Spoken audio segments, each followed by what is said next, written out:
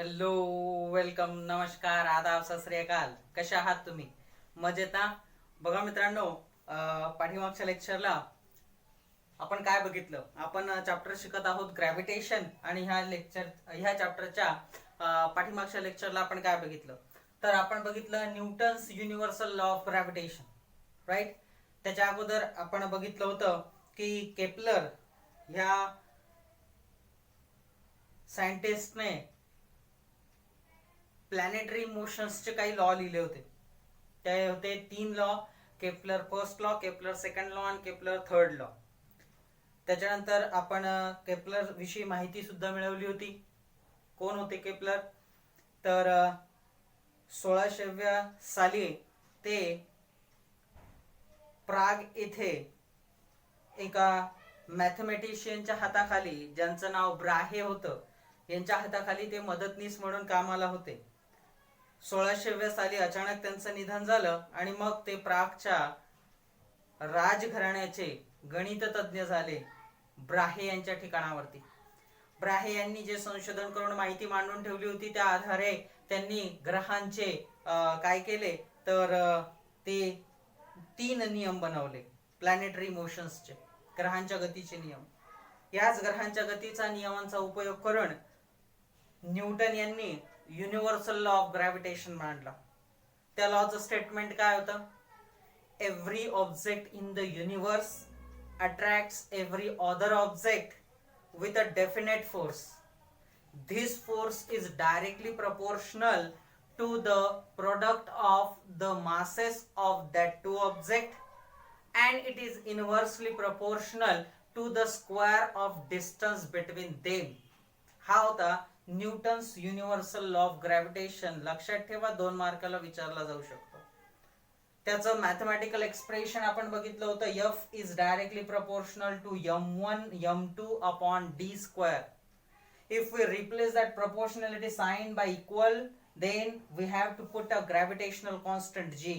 So the formula becomes F is equal to g into m1 m2 upon d square. Right? These two objects, let us consider m1 and m2 are these two objects having mass m1 and m2, these two objects. The distance between them is d. m1 is the object which attract the object m2 with a force, and m2 is the object that attract the m1 with a force. So both objects attracting each other with a force which is directly proportional to, yes, product of their masses, and inversely proportional to square of distance between them. That was the law. We also see the statement that when we double the mass of any one of the object, the gravitational force becomes, the value of g becomes double. And if the distance between them is double, then the force of gravity, that gravitational constant, becomes 4 times less.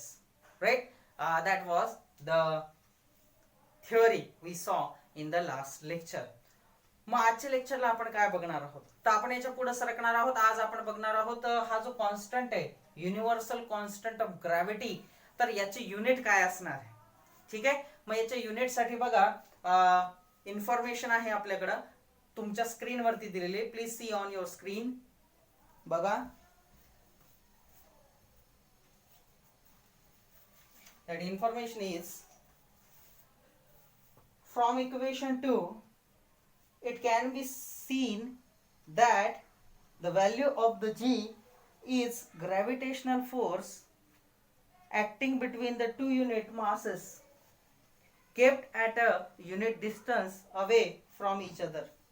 Thus the SI unit, the value of g, is equal to gravitational force between the two masses of 1 kg kept 1 meter apart. म्हणजे याच्यातून काय म्हणायचंय, वरचा जो formula दिखवलेला आहे याच्यातून जी जी ची value आहे, कॅपिटल जी, ग्रॅव्हिटेशनल फोर्सची जी व्हॅल्यू आहे, तर याच्यामध्ये जे 2 ऑब्जेक्ट आहे ती लांबी किती पकडली त्यांची, 1 मीटर जर एकमेकांपासून दूर असतील आणि 2 वस्तूंचं जे वस्तुमान आहे ते 1 किलो असेल, तर त्यांच्यामधलं युनिट बघा. Use your brain power, yellow कलरचा box. Show that the SI unit of the units, the unit of the g in is Newton meter square per kg square. Newton meter square per kg square. The value of the G was first experimentally measured by Henry Cavendish in SI unit. The value is 6.673 into 10 to the power of minus 11 newton metre square per KG square ही आहे ती value. शोधली कोणी? Henry Cavendish यांनी. बघा मित्रांनो, the SI unit of जी काय आहे? 6.673 into 10 to the power of minus 11 newton metre square per KG square. This value assign by Henry Cavendish यांनी शोधलेली ही व्हॅल्यू आहे. ठीक आहे. त्याच्यानंतर हे युनिटच्या बद्दल झालं. याच्यानंतरची इन्फॉर्मेशन आहे पुन्हा एकदा तुमच्या स्क्रीनवरती बघा. Please see on your screen. The centre of the mass, blue box बघायचा आपल्याला. The centre of the mass of an object is the point inside or outside the object at which the total mass of an object can be assumed to be concentrated. The center of the mass of a spherical object having uniform density at its geometrical center. The center of the mass of any object having uniform density is at its centroid. बघा इथे काय म्हटलेलं आहे की कोणत्याही ऑब्जेक्टचं जे मास आहे ते त्याच्या सेंटरला असतं. आता जर बॉडी स्फेरिकल असेल, गोलाकार असेल, तर अर्थातच तिचं जे संपूर्ण मास असेल कॉन्सन्ट्रेशनचं, ते संपूर्ण मास कॉन्सन्ट्रेट झालेलं असेल सेंटरला, मध्यभागी. ठीक आहे. किंवा जर त्या वस्तूचं जे काही आकारमान आहे ते वेगळं असेल, स्फेरिकल नसेल, तरी सुद्धा कोणता तरी एक बिंदू मध्यभागी असतो की जो त्या वस्तूचं पूर्णच्या पूर्ण वस्तुमान त्या ठिकाणी एकत्रित आलेलं असतं. ठीक आहे. आणि स्फेरिकल वस्तूच्या बाबतीत ते सेंटरॉइड असतं, म्हणजेच सेंटरला असतं, केंद्रकस्थानी असतं. आलं लक्षामध्ये? त्याच्यानंतर तुमच्या स्क्रीनवरती बघा, पुढचा जो पोर्शन आहे तो तुमच्या सिलेबस मधून डिड्यूस करण्यात आलेला आहे, कमी करण्यात आलेला आहे, तरी सुद्धा आपण तो शिकणार आहोत. ठीक आहे. तुम्हाला याच्यावरती जास्त लक्ष केंद्रित करायचं नाहीये, पण जसं ह्याच वर्षी तो सिलेबस मधून डिड्यूस झालेला आहे, तर आपल्याला जर दिलेला आहे तर आपण शिकूयात. ठीक आहे. बघा पुन्हा एकदा तुमच्या स्क्रीनवरती. Why did Newton assume inverse square dependence on the distance in this law of gravitation? He was helped by Kepler's third law in this as shown below. काय की न्यूटनने हा जो त्याचा लॉ ऑफ ग्रॅव्हिटेशन मांडला, तर याच्यामध्ये त्याने inverse square of distance between them असं का म्हटलेलं आहे. म्हणजेच जो डिस्टन्स स्क्वेअर आहे तो इनव्हर्सली प्रोपोर्शनल काय, तर ह्याच्यासाठी त्याला मदत झाली ती केपलरच्या तिसऱ्या नियमाची. कोणाची? केपलरच्या तिसऱ्या नियमाची. केपलरचा तिसरा नियम काय? पुन्हा एकदा रिवाइज करून देतो. The square of the period of revolution around the sun is directly proportional to the cube of the mean distance of the planet from the sun. याचाच अर्थ काय आहे? तर T square upon R cube, T square upon R cube is equal to K, म्हणजे काय? Constant असं म्हणतो कोण? केपलर. ठीक आहे. आता ह्याच स्क्रीनवरती वरती तुम्हाला दिलेले बेसिक इन्फॉर्मेशन जे आपल्याला पुढे लागणार आहे, तुम्हाला जी पुढची स्लाइड येणार आहे त्याच्यामध्ये F is equal to ma, force is equal to ma, but centripetal force CP, CP stand for centripetal force, is equal to mass into acceleration. Therefore A is equal to V omega. Omega is the angular velocity आणि ओमेगाची value असते V upon R. मग याच्यावरून आपल्याला काय मिळतं? Angular velocity FCP is equal to mv omega which is equal to mv square upon R. ठीक आहे. आता uniform circular motion, magnitude of the centripetal force. ठीक आहे. बघा मित्रांनो, आताचं पोर्शन तुमच्या समोर आहे. मगाशी मी सांगितल्याप्रमाणे तो तुमच्या सिलेबसला नाहीये, पण तरी तो समजून घेण्यासाठी काय, युनिफॉर्म सर्क्युलर मोशन आणि सेंट्रिपेटल फोर्सचा जो हा पोर्शन आहे तो समजून घेण्यासाठी बघा. Force, what is force? Force is the mass into acceleration. Force is equal to ma. Therefore force for the centripetal, आता सेंट्रिपेटल फोर्स बद्दल बोलायचं आपल्याला, म्हणून बघा FCP, CP बॉटमला लिहिला, याचा काय अर्थ आहे? Centripetal force is equal to ma. But A is the, in this condition तो सर्क्युलर आहे सेंट्रिपेटल म्हणजे, मग याच्यासाठी काय घेणार आपण, अँग्युलर मोमेंटम, म्हणजे A is equal to V omega. V omega and ओमेगाची व्हॅल्यू काय आहे, ओमेगाचा फॉर्म्युला आहे V upon R. V upon R. मग सूत्र काय बनेल आपलं, F C P is equal to M V omega. एच्या ऐवजी काय टाकलं आपण, व्ही ओमेगा, आणि ओमेगाची व्हॅल्यू काय आहे, व्ही अपॉन आर. मग इथं बघ टाकले व्हॅल्यू व्ही अपॉन आर, पण V into V, V square, आणि अपॉन आला आर. म्हणून सूत्र काय बनलं, F C P is equal to M V square upon R. F is equal to M V square upon R. कुठून आलो आपण, अँग्युलर मोमेंटम आलो, नाही का. ओमेगा म्हणजे काय, अँग्युलर मोमेंटम. ठीक आहे. आता तुमच्या स्क्रीनवरती असणार आहे तो पोर्शन जो कमी झालेला आहे, क्रॉस मारलेला आहे मी त्याच्यावरती, बघा. Uniform circular motion, magnitude of the centripetal force. Consider an object moving in a circle with a constant speed. We have seen earlier that such a motion is possible only when an object is constantly acted upon by a force directed towards the center of the circle. This force is called as a centripetal force.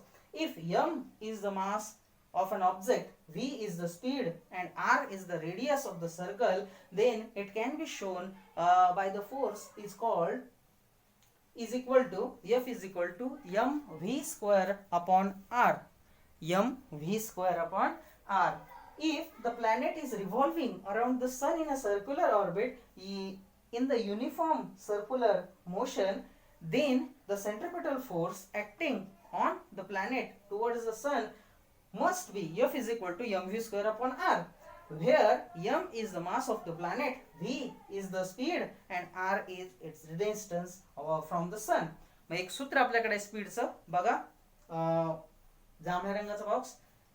Speed is equal to distance travel upon time taken. मग the distance travel by the planet in one revolution is equal to perimeter. Perimeter म्हणजे परिघ of the orbit 2 pi r. R is equal to distance of the planet from the sun, and time taken is equal to period of revolution, which is equal to t. Now we got a formula, v is equal to distance travel upon time taken, which is equal to 2 pi r upon t. मग आता खाली त्याच्या काय येतं सोडून घेऊ. f is equal to mv square upon r, जे मगाशी आपल्याला सूत्र मिळालं होतं ते, इज इक्वल टू, आता m v ची व्हॅल्यू काय बघा, distance travel upon time taken is equal to 2 pi R upon T.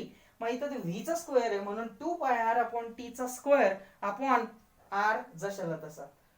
Bracket सोडून घेऊयात बघा, स्क्वेअर करून टाकू. 4 m पायचा झाला पाय स्क्वेअर, आर चा झाला R square upon T square. पण त्यांनी काय केलेलं आहे, पुढे सोडून दिलेलं आहे. मी पेन्सिलनी पुढे लिहिलेलं आहे बघा, f is equal to 4 m pi square R upon T square R square upon R square. जेव्हा आपण याला मल्टिप्लाय करू आणि डिवाइड करू आर स्क्वेअर ने, is equal to 4m pi square upon R square into R cube upon T square. खाली तुम्ही आले f is equal to 4m pi square upon R square into R cube upon T square according to the Kepler law. T square upon R cube is equal to constant. हा आहे केपलरचा तिसरा नियम. आणि म्हणून याच्यावरून f काय उरतं, f is equal to 4m pi square upon R square K. But ही सगळीची व्हॅल्यू आहे 4m पाय स्क्वेअर आणि के ही कॉन्स्टंट आहे, म्हणून उरतं काय फक्त तर आर स्क्वेअर. मग याच्यावरून ज्या 3 ओळी त्याने सांगितल्या ह्या सुद्धा नाहीये पोर्शनला. Thus Newton concluded that the centripetal force, which is the force acting on the planet and it is responsible for its circular motion, must be inversely proportional to the square of the distance between the planet and the sun. चला, जो portion नाहीये त्याला एकदा शिकायचं आहे आपल्याला. तर centripetal force आणि हा जो युनिफॉर्म सर्क्युलर मोशनचा पार्ट आहे तो आता आपण बघणार आहोत. बघा, कोणताही ऑब्जेक्ट हा तेव्हाच एखाद्या ऑब्जेक्टच्या भोवती सर्क्युलर दिशेने फिरू शकतो जेव्हा सेंटरचा ऑब्जेक्ट त्या दुसऱ्या ऑब्जेक्ट वरती सेंट्रिपेटल फोर्स ऍक्ट करेल. मग वस्तूचं, फिरणाऱ्या वस्तूचं वस्तुमान m असेल. जर ते सर्कल मध्ये फिरत असेल तर त्यांच्यामधलं डिस्टन्स r असेल. r म्हणजे त्रिज्या, रेडियस, आणि त्याच्यातला जो स्पीड असेल तो v असेल. आता याच्यावरून आपल्याला एक सूत्र मिळतं. आता हेच प्लॅनेट्सच्या बाबतीत घडतं बरं का. आता आपण इथं उदाहरण कन्सिडर करूयात अर्थ आणि मूनचं. अर्थ सेंटरला आहे आणि मून त्याच्या भोवती काय करतोय, कंटिन्युअसली सर्क्युलर मोशन मध्ये फिरतोय आहे. हे कशामुळे घडतंय, it is because of the gravity of the moon. अर्थ हे अर्थची ग्रॅव्हिटी आहे जी चंद्राला स्वतःभोवती फिरवते. आता जर एम हे वस्तुमान आहे चंद्राचं, अर्थ आणि मूनचं जे काही डिस्टन्स आहे ते आहे आर, ठीक आहे, तर याच्यामधला जो स्पीड असेल तो व्ही. मग काय असेल बघा, V is equal to distance travel upon time taken. याचा फॉर्म्युला आहे 2πr upon T. 2πr upon T. आता हे आपण बघितलं पेरीमीटर. पेरीमीटर म्हणजे परिघ है ना. एक पूर्ण सर्कल जेव्हा पूर्ण होईल ते असेल पेरीमीटर. 2πr ने ते दर्शवलं जातं. 2πr upon T. त्याच्यानंतर F is equal to M V square upon R. आता हे कुठून आलं, तर हे इथून आलं. हे मगाशी आपण घेतलं, महत्वपूर्ण आहे. मग बघा F C P is equal to M V square upon R. F is equal to M V square upon R circular object साठी आहे. आता व्ही च्या ठिकाणी ही व्हॅल्यू टाकून देऊ, व्ही स्क्वेअर. मग व्ही ची व्हॅल्यू काय, 2πr अपॉन टी. मग V square is equal to बघा 2πr अपॉन टी चा स्क्वेअर. सोडवून घेऊ याला बघा. 2 चा स्क्वेअर 4, पाय चा स्क्वेअर पाय स्क्वेअर आणि आर चा square R square upon T चा square T square divided by R. मी जसंच्या तसं लिहिलं, फक्त हा ब्रॅकेट सोडवून घेतला. आता याला आपल्याला काय करायचं, multiply and divide by R square. गुणायचं पण आहे भागायचं पण आहे आर स्क्वेअर आहे. आता इथं बघा काय होईल, डिनॉमिनेटरचा डिनॉमिनेटर, ठीक आहे. मग इथं काय होईल, आर आणि आर हा काय होईल, कॅन्सल होईल. म्हणजे इथं काय उरेल, फक्त एकच आर उरेल. आता पुढे जाऊयात आपण. Is equal to 4m pi square R upon T square into R square upon R square. म्हणजे याला गुणलं पण आर स्क्वेअरने आणि भागितलं पण आपण याला कशाने, आर स्क्वेअरने. आता मी काय करतो बघा, यांना जर असं आजूबाजूला करतो. कसं ते बघा, ह्या टी ला मी इकडे नेतो, ह्या आर स्क्वेअरला फक्त इकडे आणतो. मग होईल काय बघा, आर इंटू आर स्क्वेअर काय झाला, R cube. R into R square R cube. आणि या टी ला इकडे नेलं टी स्क्वेअर. आता हे आर स्क्वेअरला इकडे आणलं म्हणजे 4m pi square upon R. कळलं, अदला बदली, ठीक आहे. त्याच्यानंतर बाय केपलर्स थर्ड लॉ, केपलरच्या तिसऱ्या नियमाप्रमाणे T square upon R cube is equal to K. म्हणजे ही जी व्हॅल्यू आहे R cube upon T square ही काय झाली, कॉन्स्टंट. म्हणून F is equal to 4m pi square upon R square. आणि याच्या ऐवजी काय आणलं मी, के. आता T square upon R cube is equal to K. Therefore आता हे उलट आहे ना, R cube upon T square, म्हणून हे काय झालं 1 अपॉन के. मग इथं आलं बघा के डिनॉमिनेटरला, ठीक आहे. पण 4m पाय स्क्वेअर अपॉन के ही जी व्हॅल्यू आहे 4m पाय स्क्वेअर अपॉन के ही कॉन्स्टंट आहे. मग उरलं काय, तर फक्त आर स्क्वेअर. म्हणजे काय, ही आर स्क्वेअर व्हॅल्यू वरती हा सगळा ग्रॅव्हिटीचा सिद्धांत कोणी मांडला, न्यूटनने. कशाची मदत झाली, तर केपलरच्या तिसऱ्या नियमाची, ह्याची मदत झाली. कोणाला, न्यूटनला. आलं लक्षामध्ये. अर्थात हा पोर्शन तुम्हाला नाहीये. म्हणूनच Newton's universal law of gravitation म्हणतो की काय, every object in the universe attract every other object with a force, with a definite force. This force is directly proportional to product of their masses of the object and inversely proportional to square of distance between them. कळलं का, हे square of distance between them का आलं, तर ते ह्यावरून आलं. अर्थात हा पोर्शन तुमच्या सिलेबसला नाही, ठीक आहे. तर ह्या लेक्चरला इथं थांबूयात. भेटूयात पुढच्या लेक्चरला ह्या चॅप्टरचा पुढचा भाग घेऊन. तोपर्यंत घरीच राहा, सुरक्षित राहा आणि शिकत राहा. धन्यवाद.